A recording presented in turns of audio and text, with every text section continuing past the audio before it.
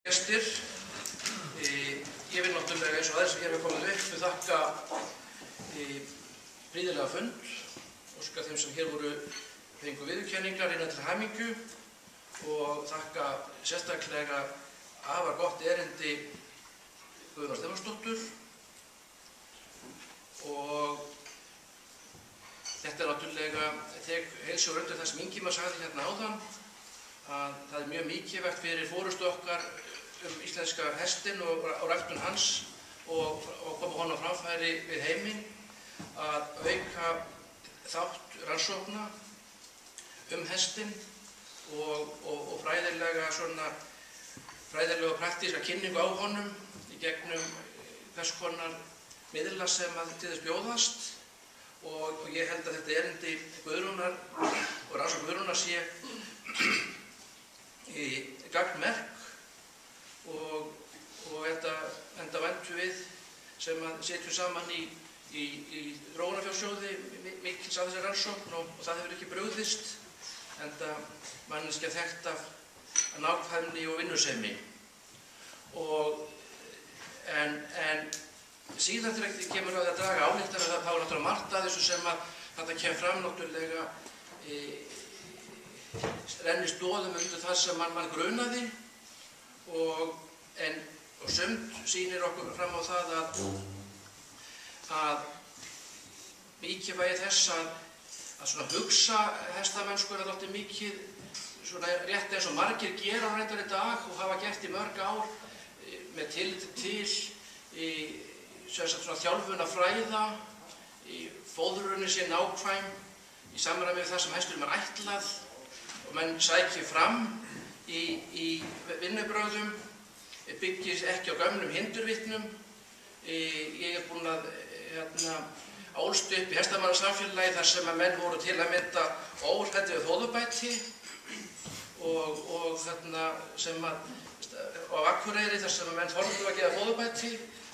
og gáfu hann í því magni sem að margir halda að ég sé að ljúga í dag. En ef menn hefðu ímyndað sér magnið sem fór í hrossin sem Steinunn Jóns til dæmis sýndi á Hólum 66 og fleiri hrossar að koma að norðan og gerða sem allra best og ég held að Víkingur til ekki að rifja upp sögur af föður mínu þegar hann setti fyrir hrossin sem allra mest að skammta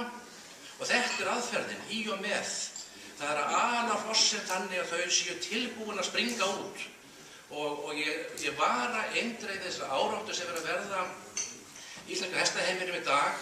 að halda að það þurfi að fara svo vel með hross að hrossin með ekki einu sinni í þessu dæmi það var hérna ótrúlegt að það var einhvern sem talaði við mig einhver dýraverndar-sinni og hann sagði já leiðist þá ekki hestinum ef hann þarf að bíða svona eitthvað svona og þá sagði ég mér leiðist oft og lifi ég þó hesturinn er ekki yfir það hafinn að þurfa að takast á við eitt og annað og eitt af því er það að hesturinn er ekki yfir það hafinn að takast á við stórt verkefni og þess vegna vona ég að það rísi ekki upp bylgja á vefum og samtölum hestamanna út á kaffestofum vítt og verður landið í framhaldi erindi Guðrúnar að hesturinn megi aldrei fara yfir 4 ppm. Ég vara við, þannig túlkun, ég vara við þessari aumingjadýrkun á hestinum. Hann megi ekkert að hann að leggja og hann megi ekkert taka til hans og það megi heldur engan útbúr að nota sem kalli fram virkileg viðbrögð. Þetta er náttúrulega ekki nein hemja í sjálfu sér ef við berum saman stöðu mála í dag og fyrir nokkrum áratugum síðan þegar ég til dæmis hóf störf og þá með ber saman almennt heilbrigði hrossa, almenna umhirðu þá voru þetta flest á réttri leið en það sem best var þá er jafn gott eða betra það sem að sé best í dag. Þannig það er nú topparnir risu hátt þá voru menn sem þorðu að beita hesti og það er einn maður sem oft er talað sem að margir ekki þekkja hér inni og hér Þorsteinn Jónsson, Steinunn Jóns og mér dettur hann í hug þegar Magnús Lárusson vinur mig spurði á settleikann áðan þá segi ég bara eins og pabbi sagði þegar hann var alveg upp í hestamennsku já það fer vel undir steina en hleyp hann, þá hleypir hann. Og þetta það sem menn þurfa að minnast í hestamerkjum. Það ekki hrossin þurfa að fara vel, hrossin þurfa að vera í burði, hrossin þurfa að fara fallega, en þau þurfa líka að geta þotið sem ör á boga þegar það á við. Og það þarf að rækta hestinn með tillit til afkasta og glæsibrags. Og það sem byggist á í dag, í sambandi við að halda forystu á Íslandi, og þetta var góð hugvekki sem Ágúst kom með í gær, það það að menn hætti að afsaka til dæmis lélega bygging og slíkt og segja bara þessu gamla lummu, en það miklu betur að ríða á fallegu og gæðingi, á gæðingi, ljótum gæðingi, en fallegri byggju. Þetta bara úrelt hugsun. Það sem menn að gera í dag, frá sér eigur falleg og góð. Það það sem málið snýst Og ég sannfærður það að rektorstefna fagráðs, eins og hún lögð upp í dag, hún rétt. Hún hefur skilað okkur mjög miklum árangri, og þetta ekki rektorstefna fagráðs, þetta rektorstefna okkar allra sem við náð árangri hrossarækt. Og breytingar sem voru gerðar á skalanum og nýlega voru mjög til þess góða, hækkun á feti var mjög hennu góða og við erum á réttri leið. Við þurfum líka að taka á því sem miður hefur farið og með tala mikið núna ágrip og slíkt, og ég bendi á því eitt samanburð við það sem Guðrún kom fram í erindi sínu, og það að það meiri hætta á ágripum ef hrossin ekki rægilega þolþjálfuð. Og það meinbugur í íslenskri þjálfunarmennsku í dag að við þjálfa ekki nóg. Það þarf að þjálfa hrossin, það ekki tala bara að ríða endalaust. Heldur hitt að maður þurfa að leggja í þjálfunarskeiðinu upp úr þolþjálfun, hrossin þurfa að vera toppþoli til að þola sýningar. Og það það sem byggist á góði þjálfarar, þeir þjálfa ofta ákveðin tíma skeiði þjálfan tímabilsins þolin upp, ná upp þoli, og svo þetta frá huga að söfn og glæsibrag þegar náttúrulega sýningarnar.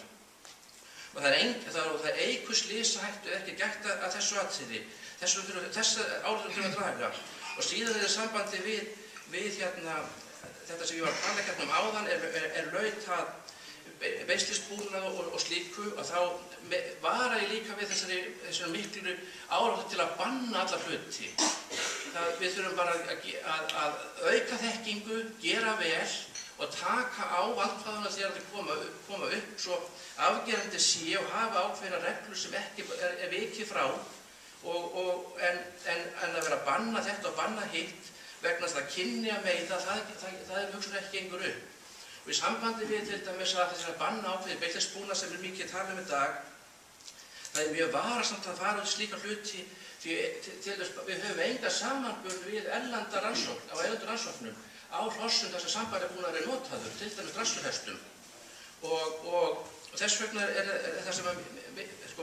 mín rök eru þessi fyrir því að við þurfum að leggja áherslu á að byggja þau rannsóknir sem við höfum nýjastur og bestar. Og vera óhrættum að gera betur, byggja á því sem gert hefur verið vel áður og sækja fram, hugsa velferð hestsins, en líka það að hesturinn þarf að leggja að sér rétt eins og við sjálf. Allir þeir sem eru að ná árangur í hvort sem það í andlegu eða líkamlegu streði, hver þekkir ekki blóðbragð í munni ef hann alltaf sér einhver að skila. Og þannig að þetta bara hlutur sem þurfum að losa okkur frá þessu að túlka þennan veg. Og síðan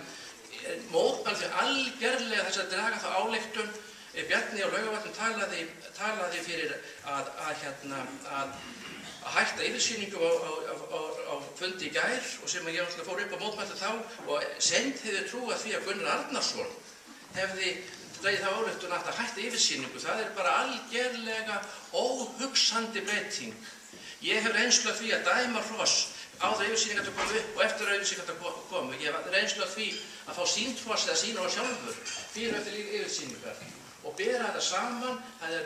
eins og að vinna annars vegar í hálf myrkvuðu herbergi og hins vegar það sem sæmilt vinnuljós er. Yfirsýningin hluti af dómnum, og ég veit líka vel að reyndir og góðir knapar og sýnendur hafi mörg ár haft það þannig að þeir eru síður að fara með pastursminni hross í dómar þegar þeir stutt yfirsýningu. það það frekar lagt að hrossin sem eru eld og þola að taka á 2 daga í röð. Þegar hittist þannig á sýningatími liggur næsta dagi á undan yfirsýningu. Þannig að þetta hlutur sem við þurfum og við þurfum að leita allra leiða til að gera betur til þess að halda fórustunni og í sambandi við klárastaræktunina þá svo sem allt í lagi með þá hestgerði sjálfur sér en hins vegar þá það þannig að íslenski gæðingurinn og skal vera í öndvegi og ef við berum saman íslenskan alhliða gæðing nú og fyrir nokkrum síðan þá hefur náðst stórkostleg breyting til bóta vegna þess að töltið í bestu íslensku gæðingunum þannig að það engin ástæða til þess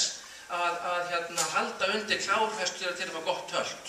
Okkar bestu hestar afburða töltarar en hafa 5. gír til viðbótar og í öllum tilfellum bestu töltararnir þessi skeiðilegur á bakvið og þess vegna þessi stefna sem að ég ólst upp við þegar ég var móthaður sem hrossaræktarmaður og hrossadómari að leggja áherslu á ræktun íslenska alhliða gæðingsins sem Þorkell Bjarnason hélt uppi í gegnum allar öldubárur. Það stefnan sem og hún skal blífa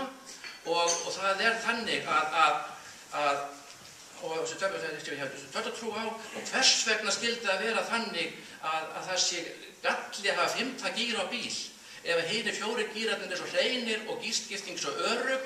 að bílinn smellur ekki 5. gírinn nema hún sé komið í gírinn. Og þannig alvöru alhliða gæðinga að þær eru jafn góðir eða betur töltarar og klárastar en þeir hafa þetta að auki við viljum bara rækta,